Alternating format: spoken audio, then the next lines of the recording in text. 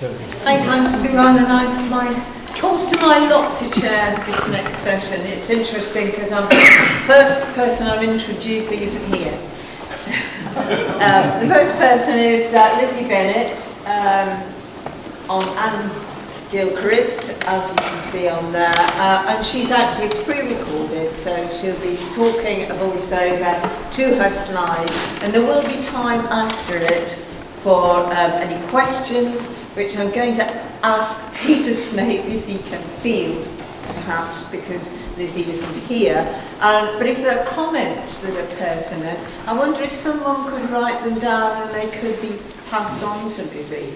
That would be really useful. Anyway, over to Lizzie Bennett. Okay, this worked perfectly at home. Fingers crossed it will be the same there. Hello, my name is Lizzie Bennett. My pronouns are she/her, and this is my presentation on Geddes Gilchrist. Can everybody hear?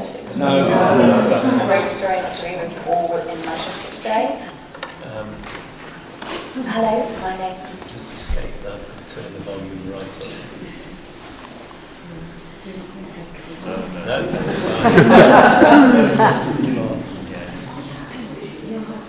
The volume's right up on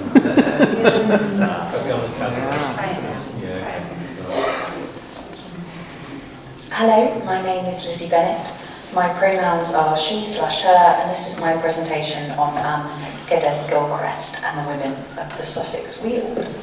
I'm really sorry not to be with you all in Manchester today, but it is my mum's 70th birthday, and she is very much my inspiration for folk singing, so it seems like an apt reason to be absent, particularly in a paper that explores notes on manuscripts such as learned from my mother.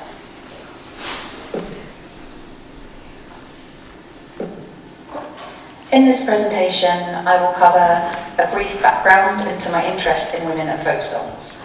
I shall then give a quick overview of Gilchrist and her time in Sussex, before exploring some of the women she collected from and her songs, and then concluding with what a feminist reading of the archives might illuminate for us now about the singing practices of women then. I should note this is very much a research in progress, and I don't have any snappy conclusions, but rather this is an extension of the previous research I have done, approaching the folk archive through feminist research practice. I first became aware of folk singing through my mum, who sang in the folk clubs down in Sussex. We were a singing family, and music was a big part of our lives, particularly on long car journeys to camping holidays in places like Cornwall and France.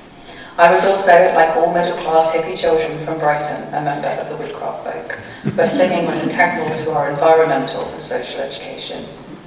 However, as a teen, folk music's association with my mum made it seriously uncool, and it wasn't until my 20s when I began to learn the songs myself that I became keenly interested in the songs, their singers, and the regional traditions of Sussex. At the time, I was in the first year of writing a PhD, which was focused on big outdoor theatre productions and the way that they are embedded in their landscapes. This was also inspired by the wide games of the woodcraft folk, so clearly it has a lot to answer for. However, in my second year, I decided to change my focus to focus on a landscape, particularly the Sussex Downs, and luckily my supervisor agreed. One of the key themes that emerged from the PhD was the role of women in folk traditions, and this led to co-organising the Women in the Folk Song Conference in 2018, pictured here, and then to my recent chapter about women in the margins in the Cambridge Companion to Folk Music. One of the women I wrote about in that chapter was Gilchrist and her time collecting in Sussex, particularly from a singer called Mrs. Agnes Ford. And I'm going to focus a little more on that period in this paper. I'm not, however, going to give a big overview of Gilchrist's many achievements, as I know that Peter Snape is presenting today and is the expert. But what I would like to do is illuminate a little bit of Gilchrist's history in relation to singing, which I've been discovering in Peter Snape's excellent new book on her. There are three anecdotes that caught my eye in Snape's book that relate to Gilchrist's sort of familial knowledge of folk music. So the first is that she was inspired by Baring Gould's book and sent him a copy of a song her father had sang to her about a girl who was enlisted as a soldier to follow her lover to war. And he had learnt it from his Scottish nurse in Kilcaldy, Fifeshire, about 1835. The second was that while visiting Scotland in 1901, she had noted Hullabaloo from Essie Baisley, a housemaid at their hotel in Loch Awe. Her mother also had learned I Wonder When I'm to Be Married from a blind Scottish minister in Moffat about 1855, and also that there was a version of Queen Jean sung by Mrs. Alex Muir, who was Gilchrist's aunt, who had learnt it from her uncle, so Gilchrist's great uncle. And in all of these moments we see women involved in the practice and transmission of songs, forming and reforming Gilchrist's interest in these songs. Although Gilchrist predominantly collected from the northwest and was the only collector in the first revival to do so, she also collected in Sussex around the village of Blackham, where her brother William lived, who was a Presbyterian minister in the village. Blackham's in the high Weald of East Sussex, and it borders with Kent, so it sits just to the north of the Ashdown Forest, if you know that landscape. And if you don't, it's a sort of landscape of rolling farmland and ancient woodlands, green valleys, and the woodlands are no doubt currently coming into their kind of peak season of bluebells at the moment. So in my previous paper for the Song and Sense of Place conference, I focused on Agnes Ford of Withyham, Sussex, who sang songs for Gilchrist in 1906 and 1907. Gilchrist also collected songs from Agnes's husband William, and also from her daughter Ethel Ford. And as I have explored her and her family previously, I won't say too much apart from the fact that at the bottom of the version of Mother, Mother, Make My Bed, or The Little Footman, Gilchrist notes, Mrs. Ford learned from her mother. And the same note is found in the margins of the manuscripts for the Banks of the Sweet Dundee. And once I noticed this, I began to see similar notes appear on other transcripts from other singers that she had collected from. So for example, Elizabeth Coomer, who we'll speak about in a bit, and her manuscript is pictured here. So she's got here Mrs. Coomer from her sister. And then there's also one that says Mrs. Jenner, 70, from her mother, Mrs. Yeoman, and this is a version of The Green Bushes. So no first name is recorded for Mrs. Jenner on her songs, but I began some census research which suggested that she was called Matilda. And then I spotted on the Kent Trad website that somebody had already undertaken really great detailed research into her and noted that she was born in Penshurst, Kent, to her mother Jane, from whom she learned green bushes, and her father Nicholas, who was a farm labourer. In her 20s, she worked as domestic staff in a pub in the nearby village of Speldhurst. In 1863, she married James Jenner, an agricultural labourer from Ashurst, and they then lived in Ashurst and raised their children there and lived there for the rest of their lives. So Ashurst is a neighbouring village to Blackham, and it's about 4 miles from Penshurst. And following Digital Women Archives North article, The Feminists Are Cackling in the Archive, they have some creative prompts, and so one of those is to really practice performative storytelling, but also to play in the archives and for feminism to be fun. And so this is Matilda Jenner's version of The Green Bushes, learned from her mother Jane Yeoman, which I've only just learned, but I'm taking that prompt of kind of leaping in and having fun with the archive. So here you go. As I was walking one morning in May, I heard the birds whistling and lambkins at play. I spied a sweet damsel, so sweetly sang she. Down by the green bushes he thinks by chance to meet me.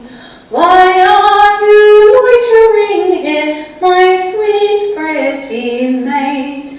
I'm waiting for my true love, softly she said.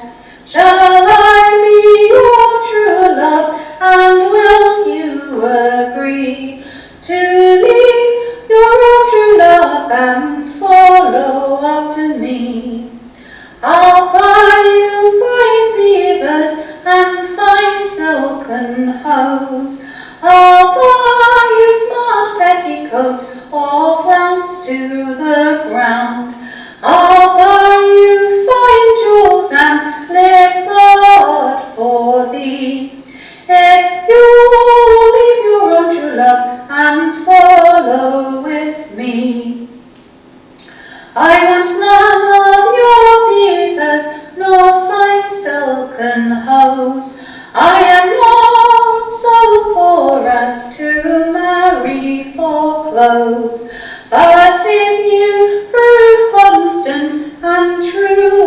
unto me. I'll leave my own true love and follow with thee. So let us be going, kind sir, if you please. Come, let us be going, for under these trees. For there yonder he's coming, my true love I see. And by the green bushes he thinks to meet me. And when he came there and found she had gone, he looked very sheepish and cried all forlorn. She's gone with some other and forsaken me. Is due to the green bushes forever, said he. Gilchrist also noted on Ethel Ford's copy of The Farmer Boy a reminder to ask Flora Kuma's mother, Elizabeth, for 2 songs. And it's Elizabeth that I should like to turn to here. So Gilchrist collected 5 songs from Elizabeth, as well as 3 from her and her husband, William, a farm labourer, who also sang 6 just for Gilchrist himself. And as we've seen previously, on the bottom of the manuscript for False-Hearted Lover, Anne's marked Mrs. Kuma from her sister, so we know that people in her immediate family were singing as well. And then also next to the music for The Dark-Eyed Sailor, Anne's noted this is sung by the Mrs. and the Mrs. Kuma, so her daughters as well. On the manuscript for The Squire and the Milkmaid, it's collected from a Miss Flora Kuma. And Gilchrist notes that this was, quote, learnt from her mother, her sister also sang it, and her mother had learnt it out of a songbook, end quote. So we're seeing here, both transmission from songbooks and also transmission between family members. So as I've argued previously, all these notes contribute to a picture, however fragmented, of how and from whom women were learning songs.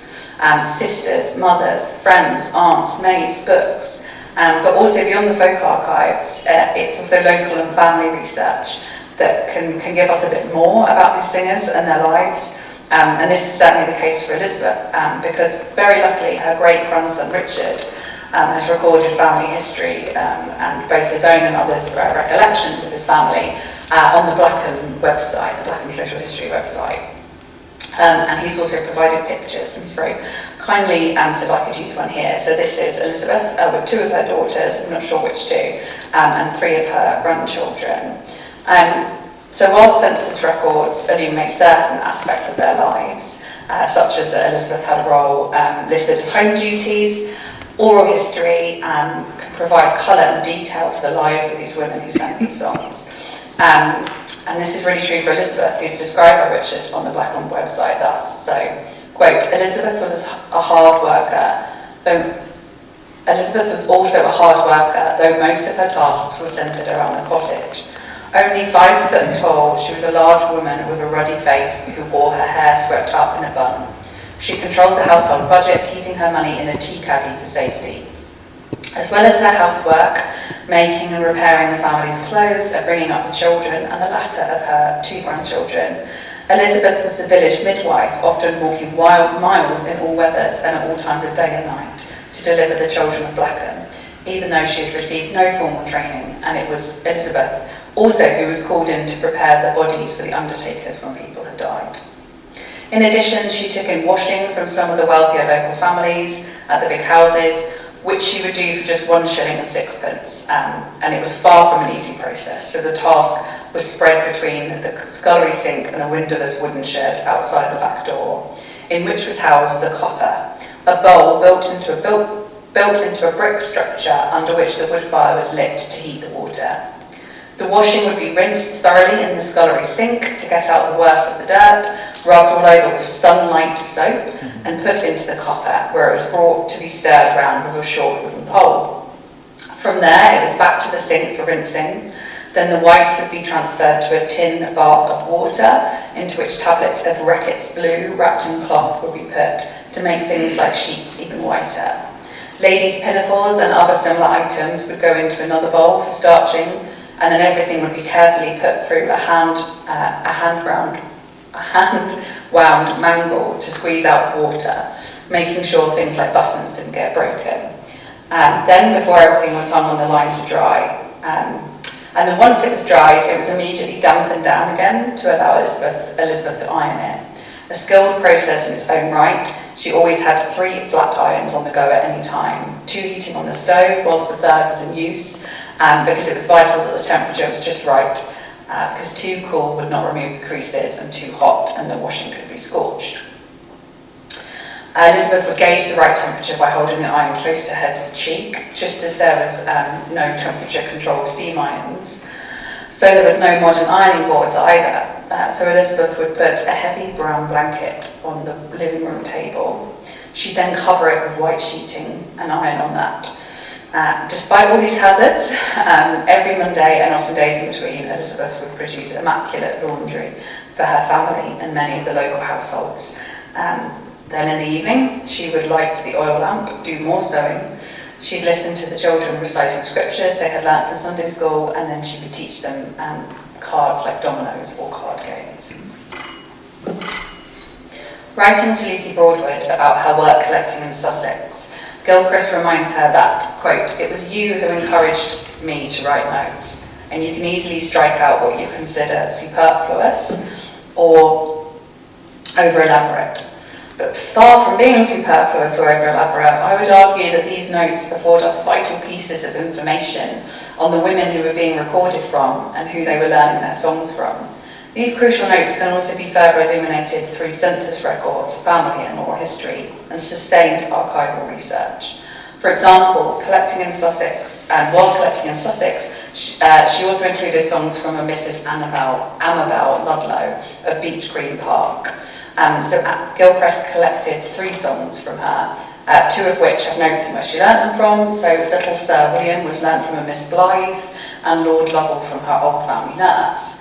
However, there's also another song collected by Gilchrist called 2 Little Hares that is unattributed, but it's written on paper headed with Beech Green, Withyham, Sussex, suggesting that this might also have been collected from Amabel. These findings relate to one small area of Sussex and yet indicate a richness of knowledge to be gleaned of women singing in the first folk song revival. It indicates the possibilities for a wider study of women's songs in the archive and what such inquiry across England might offer us as researchers now. It reminds me to embrace the manifesto outlined by Digital Women's Archive North in their article, "The Feminists Are Cackling in the Archive," to reorganise the narratives, to find new histories, and to collect the everyday. And why does this matter? Well, because, as Clanker et al. Argue, quote, "Archives are not neutral. They're sites of power, mediation, and contestation that shape what is remembered and how." Although Matilda Jenner's first name was not taken down at the time, nor her mother's, as feminist researchers we can add to the archives, attending to the margins, and enlivening what can be known about these women. We can add colour to Elizabeth Coomer's domestic duties through family recollections about her vital role in the community as a midwife and someone who laid out the dead bodies of their loved ones, alongside running the home and managing the family budget. Beyond this, the detail of her arduous laundry duties allows us a realistic view of some of the activities that these songs might have accompanied. It gives us details beyond anecdotes from collectors such as Cecil Sharp, who would note things like one singer at Langport could only sing while she was ironing, while another woman at the court sang best on washing day. In conclusion, this paper argues that illuminating women's singing practices in the first folk song revival can be gained through attending to marginalia, and focuses this inquiry on Anne Geddes Gilchrist and her collecting activity in the Sussex Weald, with particular attention paid to the women she collected from. I argue that through these notes she made in the margins of her manuscripts, we can gain valuable insights into the singing practices of these women, and that this suggests a potential for a broader study of the archives in relation to women and the first folk song revival. I was also struck by Marianne Davis' argument in Archives and New Modes of Feminist Research that, quote, "While the archival turn across humanities has prompted researchers to offer increasingly reflexive accounts of their own work in different archival collections, this is rarely accompanied by the recognition of the role and work of archivists and also, you know, the invisible labour. And as such, I would like to thank the archivists, past and present, that have made this research possible, and also to thank my friend Vicky Oliver, who played the piano for me so I could learn reed bushes. And thank you all for listening.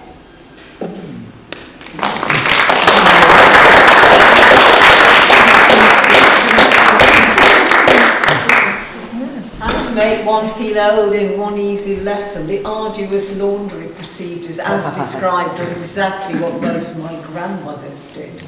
So it's not so far back in history, really, which is it's a bit salutary.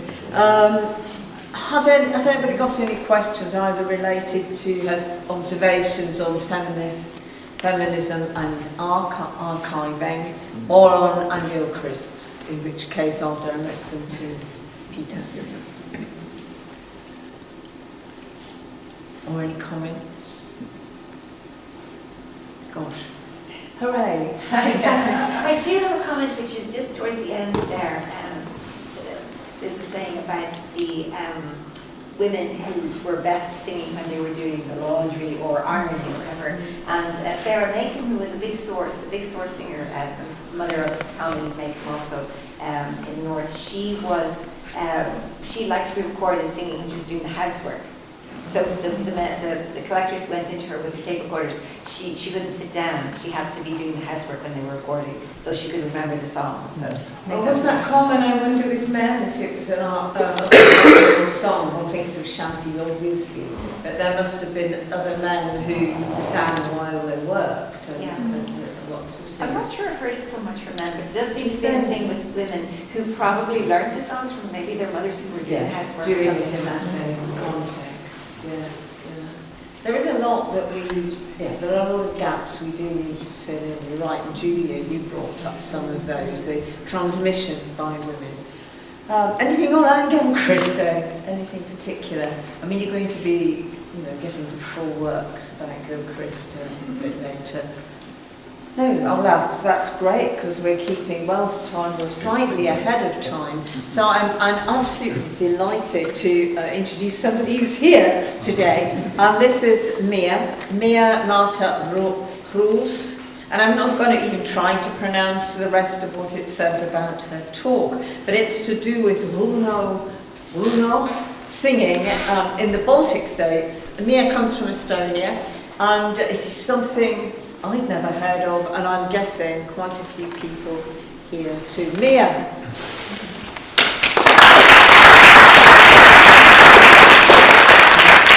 I'll just add, not only is she brilliantly here, she's probably travelled the furthest. She is at university in Estonia, in Tartu, and she's travelled specially for this conference.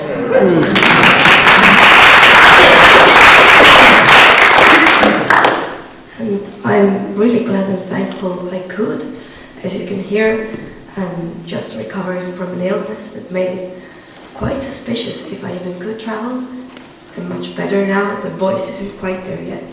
Sorry. But I'll try and get my message across soon.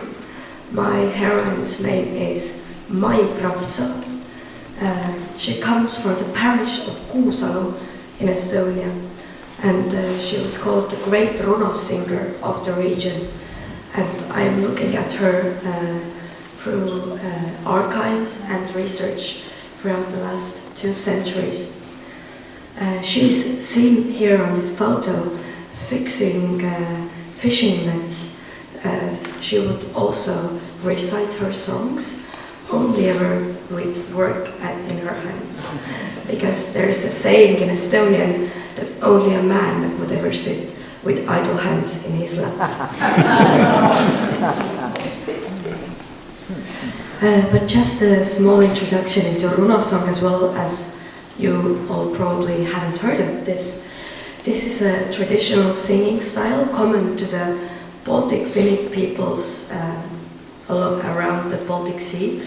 So mainly Estonian and Finnish, but also Karelian, Ingrian and Baltic and Livonian, and of course the Setos of South Estonia. It is also known as regilaul. This is the Estonian term. Regi means a a type of sled, and it refers to the song Never Stopping, sliding across the ground like a sleigh or sled. And also known as the Kalevala song, because the Finnish epic Kalevala is written in this typical meter, the alliterative trochaic tetrameter, which in practice would sound something like this: kui minä hakkan laulemaie, luulemaie. So very even steps. This is the 4-step meter. And it is an entirely oral practice. Before Kalevala, it wasn't written down ever, and nowadays we look at it through the theory of composition in performance. So it was a living tradition, and each performance was unique, and the performers would create the song as they were performing it. It was usually sung in a call and response style, so there was a leader and they would have a choir responding. The response was usually repeating the same lyrics and often even in the same tune, but sometimes the tune would differ. And most of the tradition is monophonic. The Seto people of South Estonia stand out in that they were singing in polyphonic style. When we're talking about the Estonian context, the collection started in the late 1800s, when this tradition was truly taking its last breaths. The last carriers were often elderly women, which has made this tradition in archives a very feminine one, because most of the informants were women who would remember the tradition that even men would have sung, but they were singing it as women. And there are only a handful of places where the tradition never stopped.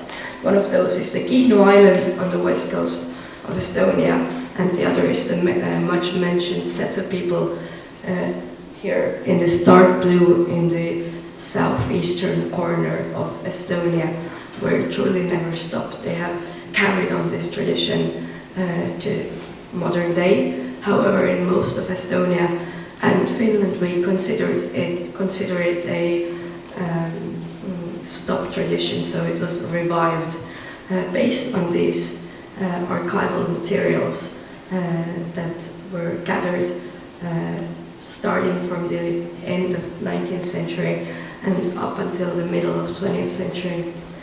And I want you to have a little listen to the singers themselves as well. So this is what a very typical presentation of runosinging would sound like.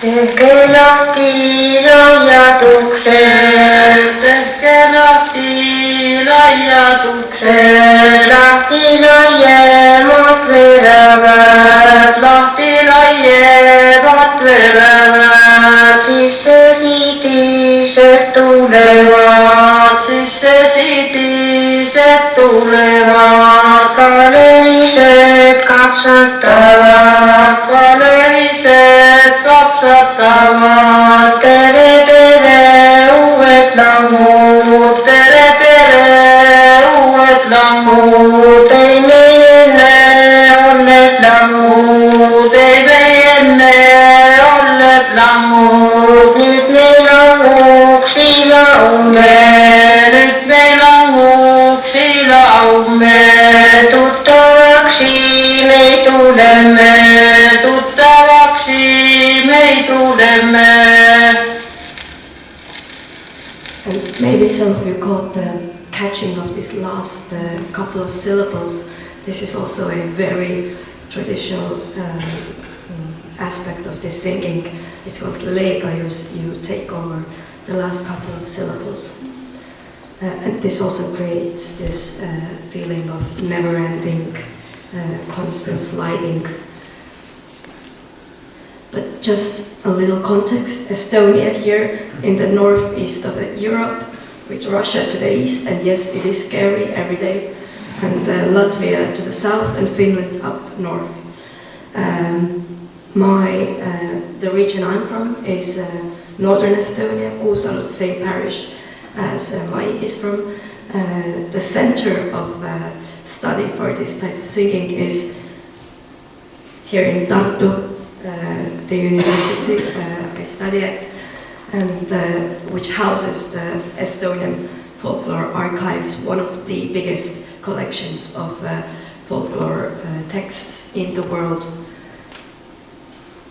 But we are looking at the northern coast and zooming in. This is the Lahemaa National Park, and these two peninsulas are really the hotspot of this type of northern Estonian singing that Mai is a representative of.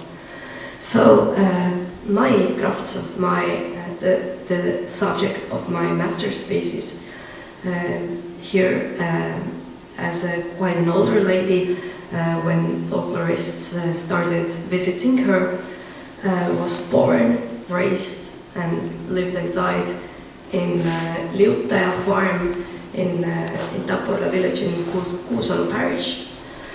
She lived there, she married twice, was widowed twice, gave birth to 5 children, and only 2 of them ever made it to adulthood.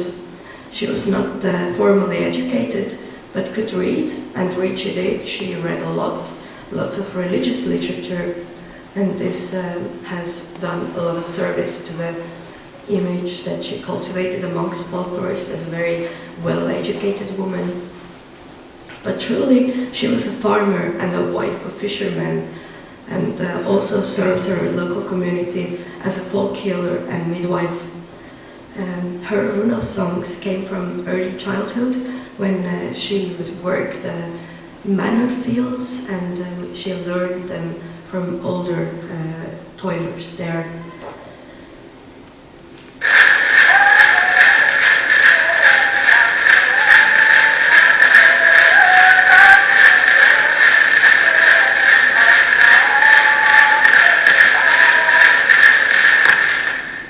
Yeah, I forgot that would trigger the recording, but we have 6 recordings just like this from her from the year 1913. They're on a phonograph wax roll, so that's why the quality is as is. And it was very typical to only record the first couple of lines of songs that could last for hours, because you got the tune, you got the voice of the singer and the tune, and then it would just go on just like that. But Mai, as she was a very well-known person in her community, attracted the attention of folklorists already in her lifetime. And she was first visited by 2 of them in 1907, who wrote down 60 songs, that's reported. Only 48 of them are surviving, and everything written down by Lady Blompu Westerinen was lost sometime during the wars and emigrations that ravaged Estonia in the 20th century. But her, I like to call him her personal folklorist, was Gustav Vilbaste, who really visited her throughout almost 20-30 years and wrote down more than 200 different songs from her, along with some tunes, and who also brought along Armas Otto Väisänen, a Finnish folklorist, who did those recordings of her. And then also a dialect researcher visited her in the 1920s, mainly to write down the local language from her, because this region of Estonia stands out in that the language is even more like Finnish than regular Estonian. But she also recorded around 30 songs in writing. But luckily for me, each of these people also noted down some impressions of her as a personality and as a figure within the community, which is what I am looking at in my research, these different impressions of Mai as a person, as a performer, as a community member. But Mai continued to capture the attention of folklorists also after her death. This is where Hilja Kokamäki, the other personal folklorist, steps in.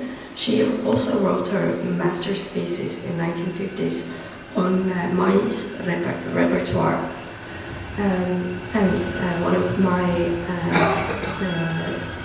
One of the things I'm doing is looking at her work through a critical lens to see how truly strongly influenced it was by the Soviet ideology of the time, which overrepresented the amount of working songs in her repertoire.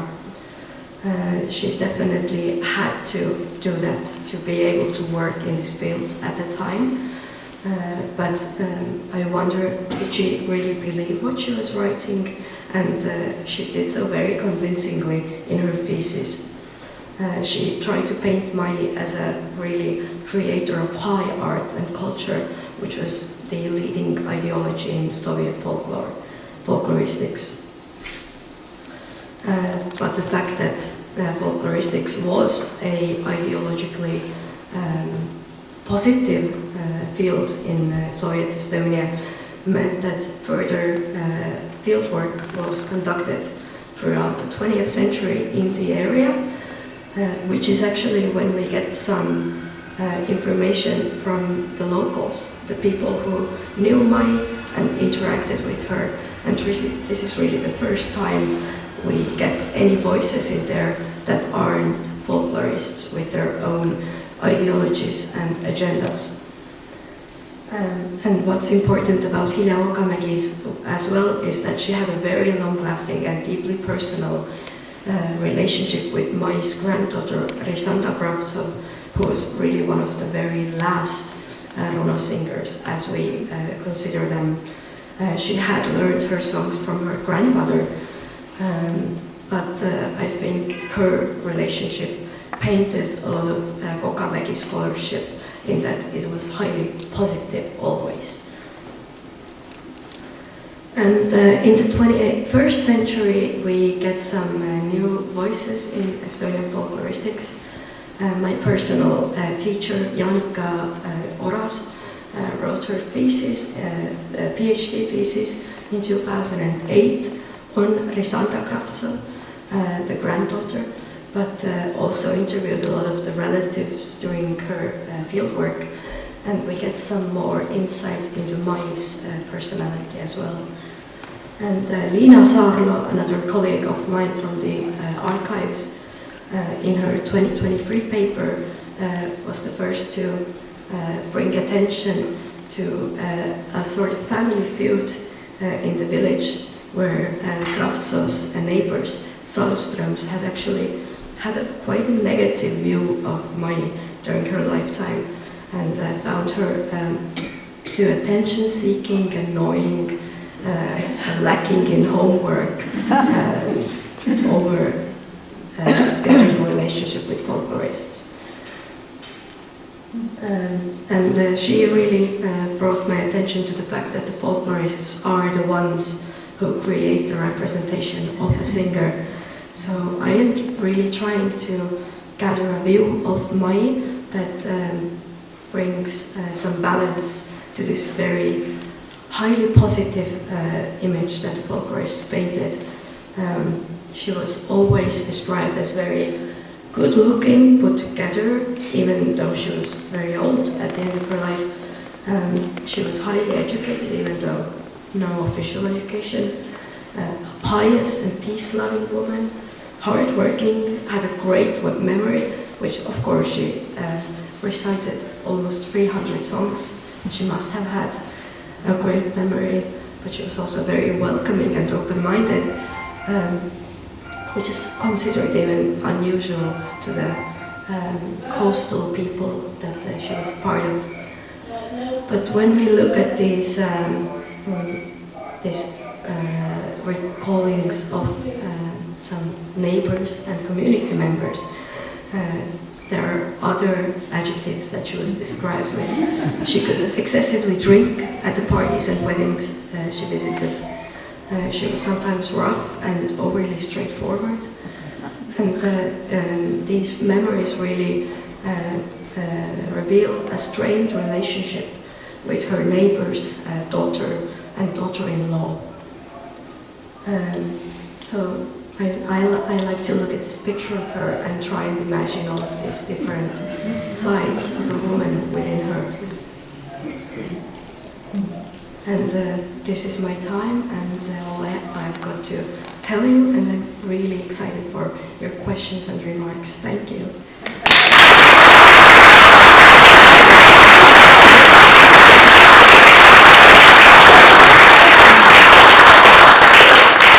About you, but I've been absolutely fascinating. Also bringing out all those contrasts of perception of collectors and other folklorists and neighbours.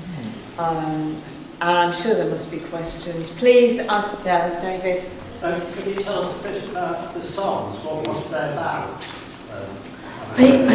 So I went through her repertoire last autumn for another conference presentation, and truly I think it can be described as very typical.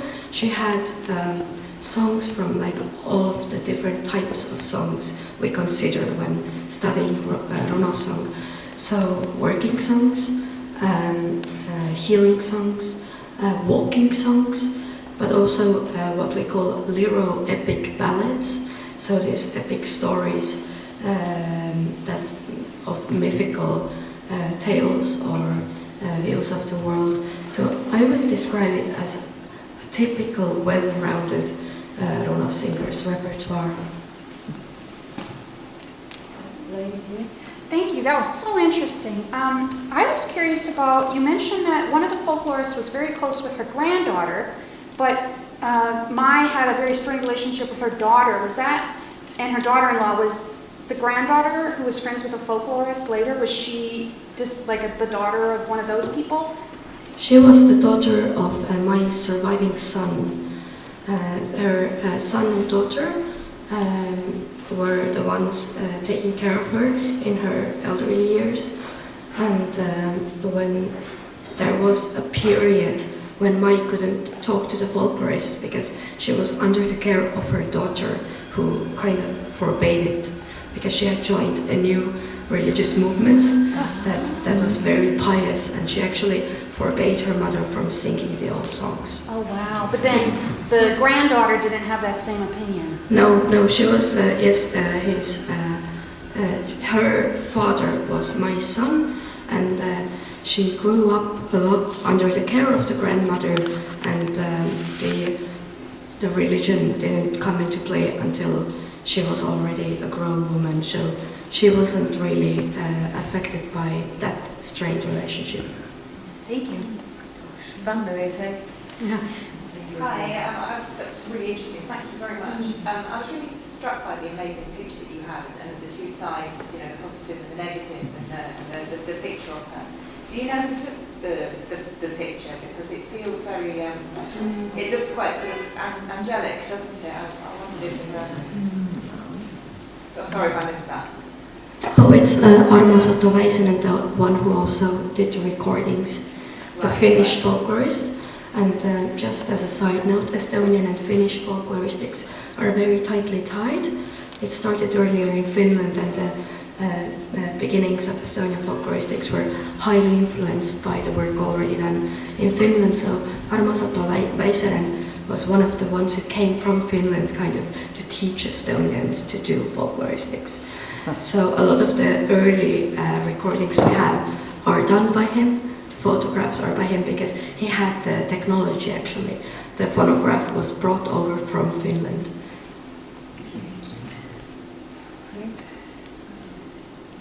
Are the songs still being sung? Oh, sorry. Yeah. Yes, they are. So a lot of these songs have been recorded from many different singers. Some songs that Mai sung maybe are now in circulation, but directly taken from another singer. However, I personally, in my singing practice, am trying to learn her songs and make them alive again. That was lovely, very interesting. Yeah. I'm just wondering, what kind of work songs, what work were they doing in the work songs? It's a lot of field work, so sowing, reaping, different songs for all those steps of growing your own food. Sorry, I'm blanking on some words. And fishing as well, because it was a fishing community, a fishing village. But also forest work and homeworks, different. So there are very many types of working songs for almost all types of work you can imagine in a 19th century farm. Were they fairly predictable and set texts, or was there? Did I catch you saying there was a degree of improvisation involved? They are fairly predictable, yes, because the improvisation was still strongly influenced by the tradition, and the tradition was formed by traditional groups of verses. You know, a verse you would always find in a working song or a walking song, but the degree of improvisation was how you paired those groups of verses, in what order they came. Maybe you overemphasize some verses by repetition, but it is still a very, very strongly traditional type of singing. So you would find the same like typical verses all the way in the north of Karelia to the south of Estonia in Setomaa and Varama. So it's this is the Finnish historical geographical school was actually built upon this very specific aspect of the runosinging, that you could track these verses and song types on a map and they wouldn't change too much. Do we have any records of how far back they go? I know there's a question, isn't there? Yeah, well, the different theories that all have to do with the genealogical history of the Finnic peoples and the language history date them back across a big spectrum of time. We like to say a couple of thousands of years is the tradition. However, the specific verses probably, I don't want to give you a number, I don't know exactly, but the languages in these forms, maybe 1,000 years at most.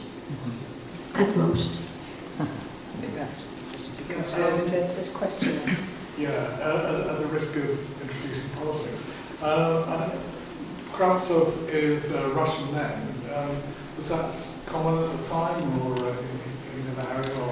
No, rather not. The first husband, no, the second husband that the name comes from was Russian in origin, some kind of mixed marriage. But since the main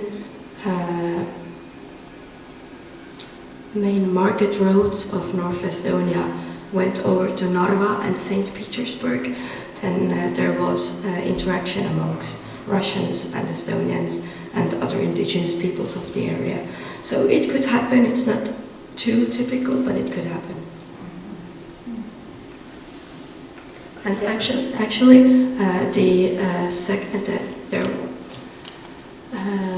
there was another surname that came into the family after Mai, but Grisanta, the granddaughter, was so fond of her grandmother that she took back the Russian name, so that's why she is Kravtsov. That's interesting. Question here.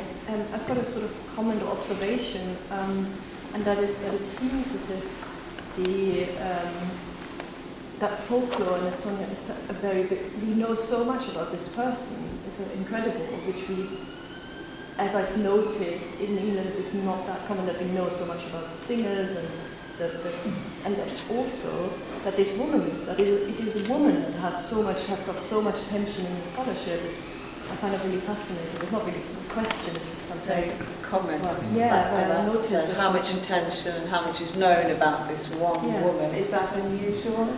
It's not that unusual by the start of the 20th century because, as I said, the carriers of the traditions by the time it started being recorded were mainly women, so you had no one else to take this from. The men were so few that they couldn't overpower the feminine part of the tradition. However, yes, in Estonia folklore is maybe proportionally more popular and widespread because the start of it was tied to the project of independence, a national awakening, a national romantic era. So folklore was really a way to give a history to a people that had been living in serfdom. So yes, it is very strongly tied to our history as a nation and as a people. So that's why I think folkloristics in Estonia is maybe a bit on a higher level than in many other countries in Europe. We are very lucky to be like that. Very much, I think, like Scotland or Ireland, where they're defining themselves against, the ruling country. Not that I want to equate England with Russia, but. Any other questions? We have another 5 minutes. I just wondered whether Mia had enough voice to sing us a couple of verses that you've learned. Could you sing? Are you able to? I could swing. We won't know what it's about. So this is a field working song of reaping the field. And actually, we don't know these lyrics. I don't know if she would have sung them on this exact tune, because we have so few tunes from her, but so many lyrics. So I've put them together because the tune was also another working song.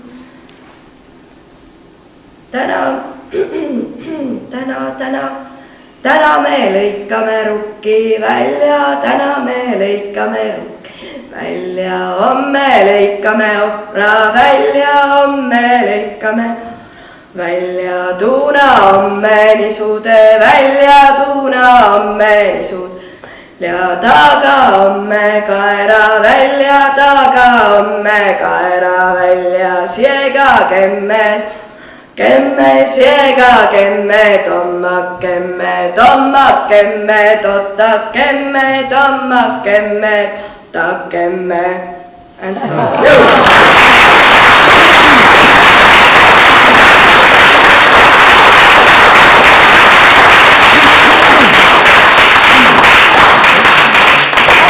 Don't want any more questions after that. It's much better to finish with a song. So thank you for asking that. Thank you for coming. Thank you so much for having me.